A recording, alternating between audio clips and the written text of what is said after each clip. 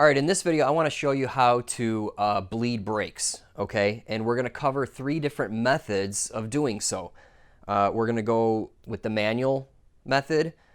Next method will be vacuum bleeding, and then the third is also vacuum bleeding, but it's powered vacuum bleeding, which means it's just a tool that uses compressed air to generate a vacuum versus using a hand pump. So those 2 methods are the same, but I got a cool tool that I want to show you, and so forth. All the tools and products used in this video will be in the video description, and using those links helps me out at no cost to you. So if you could do that, that'd be great. If not, whatever, that's cool too, man. Okay, so I already have 2 videos out. We rebuilt the rear master cylinder and also the rear caliper, so if you want to check those out, I'll leave some iCards in the upper right, but the system is completely dry and we're going to bleed it, okay? So this process is the same for all brakes and even clutch, hydraulic clutch systems, okay? Now, one thing I've noticed with my hydraulic clutches, it's very hard to manually bleed the system, and even harder when it's dry, okay? You almost need to go vacuum bleed in those cases. For some reason, it just doesn't want to move the fluid as well, okay? So just keep that in mind. If you're having trouble manually bleeding, you're probably going to have to resort to vacuum bleeding. Now, what process I use vacuum bleeding, okay? I got the tools. It's much quicker. Doesn't require, stretching your hands out and working 2 sides. So I just go straight to vacuum, man. And I got that vacuum powered bleeder. That's all I use. Just suck it all through, and then maybe I'll finish it up with a 1 or 2 manual bleed just to verify that it's burping 0 air. Okay, I want to talk about what kind of brake fluid you should use. There's automotive stuff, and then there's super expensive motorcycle stuff. And I will tell you that you can use automotive brake fluid. Now, this is just from a project I had on a car. I was in a pinch, and I went to AutoZone, and I got this Prestone. Normally, if I use automotive fluid, I don't like to use this stuff. Actually, the automotive fluid that I really like using is Napa brand .4 heavy duty. It has the highest wet boiling point that I have found, and you can get a huge jug like this for $8. Okay, and that works perfectly fine for a lot of applications. If you track your street bike and you're on a track and you're road racing or whatever, yeah, go with the expensive motorcycle stuff. But in all honesty, for most people, regular .3, .4 brake fluid will work just fine, okay? So anyway, another thing you want to do is you want to buy these in small quantities. You want to use it up for your project, because once you open this, if you think about it, it is sitting on the shelf, and it is absorbing water out of the air, okay? Take this thing, for example. It's a year or 2 old. It's been on my shelf, and it should be very light and amber color, even lighter than this, and you can see it's starting to get tan. Well, this is starting to, absorb water from the air and get used and old. And even though this is, pretty full, just keep that in mind. Brake fluid does get old on the shelf, okay? So you're gonna want to, if you're racing and you need the highest performance, you're gonna want a fresh, brand new bottle of brake fluid, okay? Anyway, another thing I like to do is I just like to poke a little hole here to pour and a little vent hole up here so it won't surge or chug, right? So you'll see that this reservoir is very small, so this really helps out. I like to do that. If you were to take this whole seal off, you're going to freaking spill fluid all over the place, okay? So anyway, that's just my 2 cents about brake fluid. You don't have to spend an arm and a leg. Just use brand new fluid and change your fluid every 2 years, okay? And that's it. Now let's talk about some of the tools. All you need is an open-end wrench for the manual process, okay? Here is a Harbor Freight vacuum pump that I use for vacuum bleeding brakes, okay? And all the vacuum bleeders come with a little catch can, but I found that they leak. The screw top leaks, okay? So what I did is I built this out of a spaghetti jar, and what I did is I epoxied some barbed fittings into the lid, and you can see that every year or so I have to re-epoxy this because it just starts to deteriorate. Okay, so like this guy here, You know, this will be a vacuum leak and you'll be pumping like crazy. But anyway, it's a this thing works. One hose is to drain the fluid in, and the other is to hook up to the pump so your pump doesn't suck fluid, right? Now the hose that I find works well with bleeder screws is 5/16 OD by 3/16 ID, and this is just vinyl tubing I got from Ace Hardware, okay? And then what you can do is put a piece of tape on one of them and denote that that goes to your pump, okay? Because this will always be wet with brake fluid, so this kind of just identifies, hey, this goes to the pump, this goes to the bleeder screw, okay? So if you could just remember that, you're all good, okay? So this will be for the vacuum bleeding setup that I'm going to show you. Okay, the other tool we're going to use is this guy here, and this is a vacuum bleeder. However, it works, instead of pumping your hand like crazy a million times, you hook up compressed air here, it flows through here, and it creates a venturi, and it creates vacuum in here, and you don't have to do anything, okay? And it has a large catch can. It has a nice drain screw here, or plug, okay? And then over here it has a quick connect for this guy. Okay, so I really like this tool. I bought this because I also work on cars and I had to bleed the brakes on my Chevelle, and you know, getting my wife out here to freaking help bleed brakes for, you know, a half hour, 40 minutes or whatever, all four corners, it just wasn't working, right? So that's why I bought this tool, because on a car, your bleeder screw and your reservoir and your brake pedal are all very far apart. On a motorcycle, everything's really close, so you really don't need this. But man, it's a really nice tool because I do a lot of brakes, okay? I go through a lot of brake fluid. I do a lot of jobs, so this tool saves time. So we'll go over that as well. Okay, let's do a little whiteboard stuff. Let's cover some basics of hydraulics, okay? Once you understand this, then you'll know why it's important to get air out of the system. Okay, air is compressible, liquid is not, okay? So therefore, let's say we fill this is, so here's your master cylinder, this is your master cylinder piston, here's your brake line, and here's your caliper with a piston, right? And this red thing is your bleeder screw. Okay, so let's say we fill up our dry reservoir, the liquid's gonna go in here, right? And guess what, you're gonna get an air bubble here, right? And this is gonna fill up, and you're gonna get air here as well, right? So let's just say we left it like this and you push this in, what's gonna happen? Since liquid is not compressible and air is, what's gonna happen is this is gonna generate some pressure and it's gonna squash your air bubbles to be smaller, right? So instead of this energy getting transferred to the piston, you're just squashing air bubbles, okay? So you're losing any energy that could be transmitted through this liquid to move the pistons, but instead you're just squashing air bubbles, and that's where spongy brakes come from, okay? So air is going to want to travel to the highest point, right? And that's why there's always a bleeder screw at the highest point of the caliper, okay? So what we're going to do is, you know, as you push this, it'll purge that air out, okay? Now, over here, we have a small piston that's gets displaced a large length, moves a little bit of fluid, and then it moves a large piston just a little bit, okay? So you generate pressure here. The pressure is the same. The pressure gets transmitted, and then it moves the piston, okay? So you're moving this a large distance, and this a small distance, and that's hydraulics in a nutshell, okay? So air is compressible, liquid is not, so that's why it's important to get all the air out, and therefore it'll just transfer the pressure. Okay, so we're gonna remove the master cap. Okay, I already had this all loose and this is all bone dry, so just put that aside. The window is on the opposite side, and this reservoir only holds like an ounce of fluid, okay? So you wanna go easy, okay? So I will just fill this up. There we go. Okay, next up you're going to want to put your wrench on the 10 mil bolt on the bleeder bolt and put it in a spot where you can, you know, you can swing it.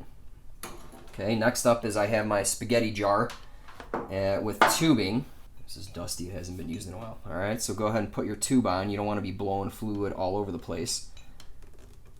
Okay, so at this point, this is completely dry. What I'm going to do is I'm going to pump it up slowly.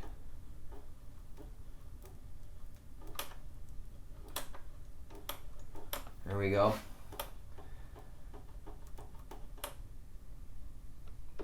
Okay, so this is how you bleed stuff. You're going to push down on the brake lever and hold it down, and then you're going to open the bleeder. Okay? You're going to let any fluid come out, and then you're going to close the bleeder, release the foot pedal. Okay? Pump it a couple times, because this is super dry. Okay? Hold it down, and open the bleeder. Okay, now I'm going to show you what not to do. Okay, whatever you do, don't push the lever down and release the lever when the bleeder's open. So right now the bleeder's open. If I release the lever, everything here is retracting and it's sucking the fluid back, and it'll suck air back into the system. So you don't want to do that. Okay, so I'm pumping down. I'm going to open. Okay, there is nothing coming out because this thing is super dry. Okay, pump, open, pump, open.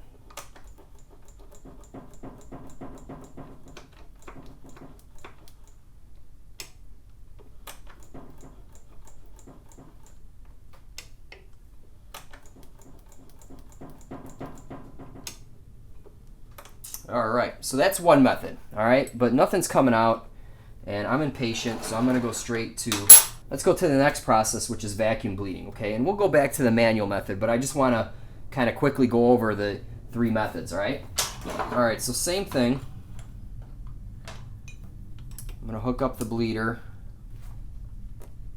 to there, and then here's my catch can. So one tube's going in, and then the other hose here, I'm gonna hook up to my vacuum bleeder, or just vacuum pump, okay?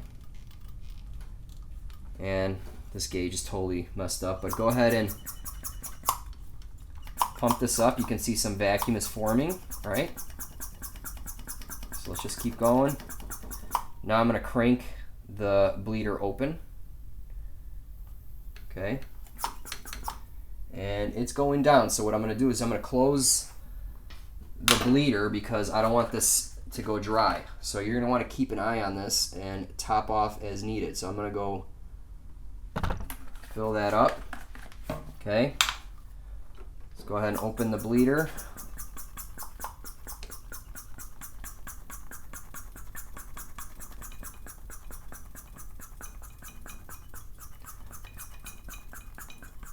Okay, it's almost dry here. Still nothing at this nipple. I mean, you know, the system is bone dry, and they're stubborn. So that's why you saw me do manual method in the beginning, but it obviously takes a lot of time. So I like to do, when it's bone dry, I do vacuum all the time because it's quicker, okay? And especially with clutch master cylinders, they're very difficult.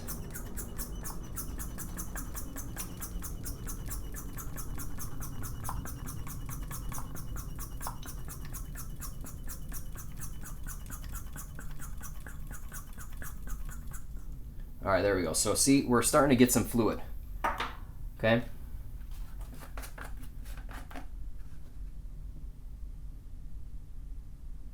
So it took like 3 reservoirs worth of fluid to fill the line and get into the caliper and all that stuff, okay? So at this point, let's just run another one through.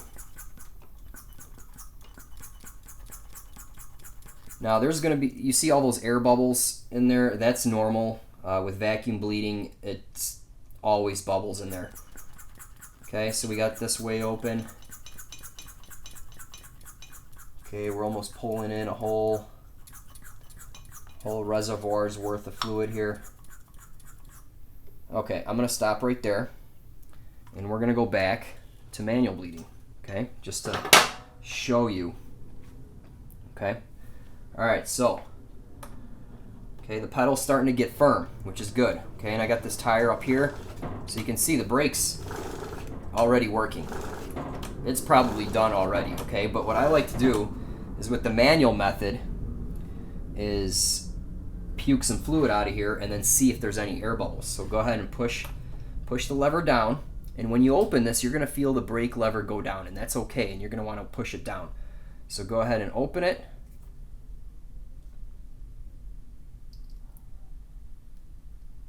So I just saw a little air bubble come out. Okay, I'm gonna pump it up, hold it.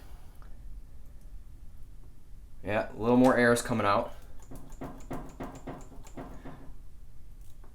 That one was good. That one was good too.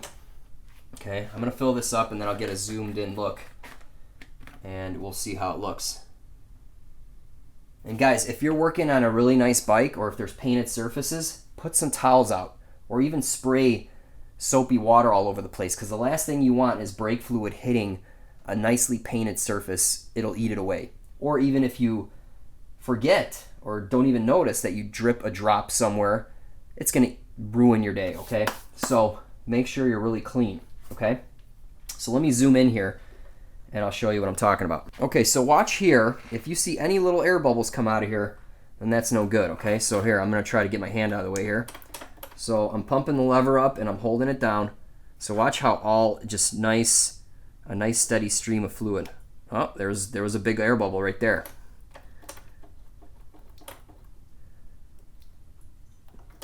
And it might be because I got a poor seal on here, but anyway, you get what I'm saying. You don't want to...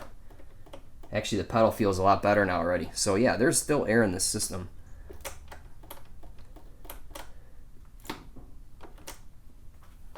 Okay, the reservoir's drying up already.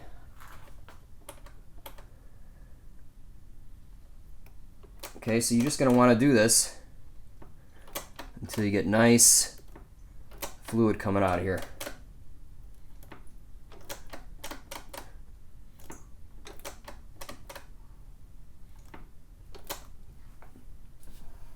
Okay, I gotta fill the reservoir again.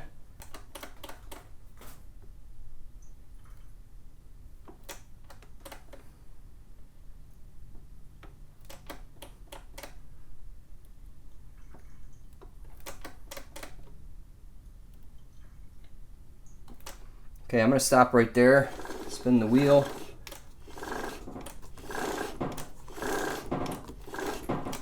The pedal feels really firm. I mean, I can only push it down a little bit and it's firm. Okay, so now what I wanna do is go to the next method, which is compressed air vacuum bleed. Okay, so that's really nice. All right, so here's the next tool. I really like this hose on here. It's like a silicone hose, it's very flexible. So we'll go ahead and put this on the nipple.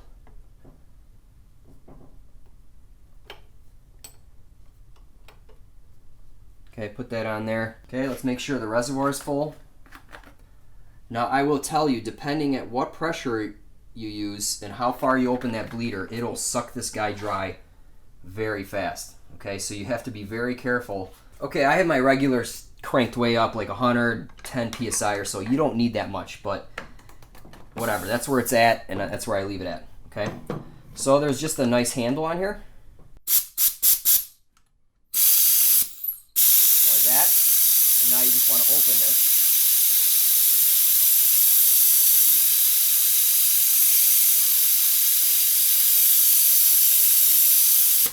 It sucked the reservoir all the way down already. I mean, that's how quick this is. It's crazy. And what you could do is not open the bleeder all the way. So let's go one more. Why not? This hose is a little heavy here.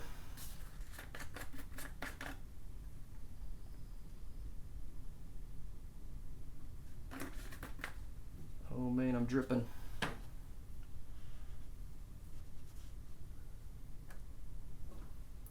All right, this will be the last bleed. All right, so we'll turn this on.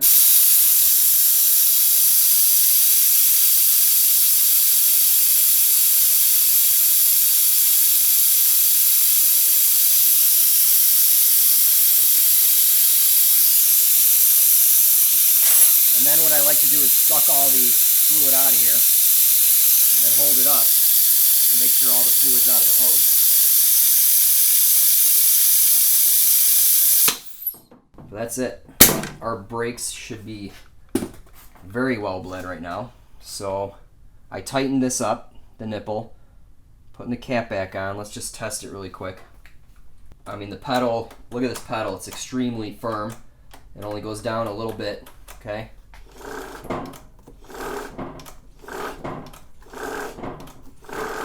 So yeah, we got a good back brake. Everything's tight here.